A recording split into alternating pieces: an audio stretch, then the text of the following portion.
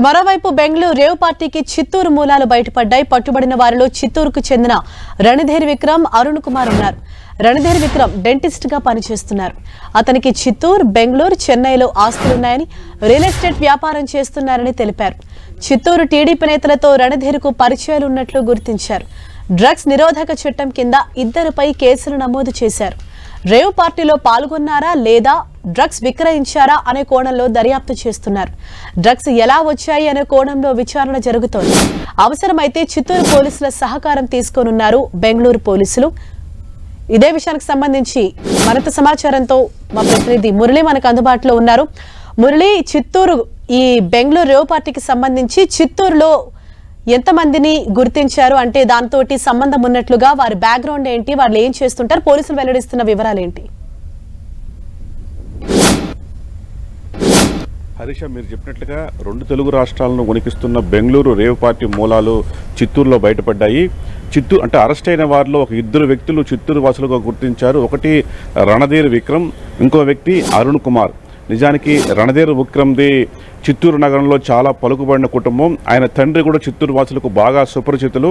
వారికి పెద్ద ఎత్తున ఆస్తులు కూడా ఉన్నాయి. చిత్తూరులో, తమిళనాడు, చెన్నైలో, బెంగళూరులో ఆస్తుపాస్తులు ఉన్నాయి.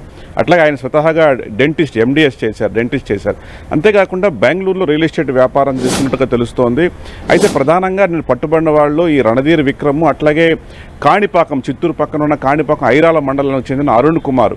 వీరిద్దరూ కూడా ఆ పార్టీలో పట్టుబడ్డారు. అయితే ప్రధానంగా వీరు మామూలుగా టికెట్ కొనుక్కొని ఆ పార్టీకి వెళ్ళారా, లేక ఆ పార్టీకి సంబంధించి ఏదైతే పట్టుబడిందో ఆ డ్రగ్స్ను వీళ్ళే సమకూర్చారా అనేది మాత్రం పోలీసుల విచారణలో తేలాల్సి ఉంది. బెంగళూరు పోలీసులు మాత్రం ఈ కేసుని చాలా సీరియస్గా తీసుకొని ఇప్పటికే ఇన్వెస్టిగేషన్ చేస్తున్నారు. వీరిద్దరూ కూడా ప్రస్తుతం పోలీసులు అదుపులో ఉన్నారు. వారిద్దరిపైన కూడా మాదక ద్రవ్యాల నిరోధక చట్టం కింద ఇవరికే పలు సెక్షన్ల కింద కేసులు కూడా నమోదయ్యాయి. అంతేకాకుండా ఇద్దరికి కూడా చిత్తూరుకు చెందిన పలువురు టీడీపీ నేతలతో అత్యంత సన్నిహిత సంబంధాలు ఉన్నాయి. చాలామంది నాయకులకు వీరు అత్యంత సుపరిచితులుగా కొనసాగుతూ ఉన్నారు.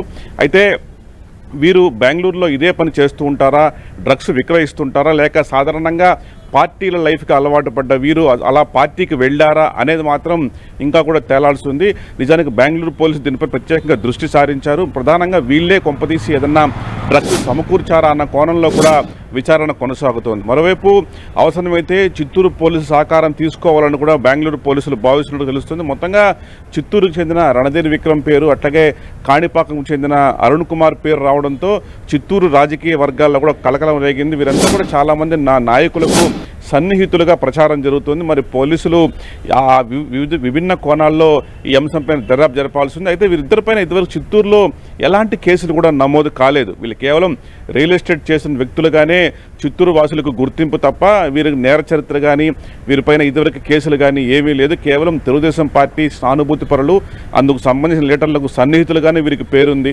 మొత్తంగా పోలీసులు అన్ని కోణాల్లో కూడా ఈ అంశంపై దృష్టి సారించి విచారణ జరుపుతూ ఉన్నారు. హరీష. Right, thank you Murali.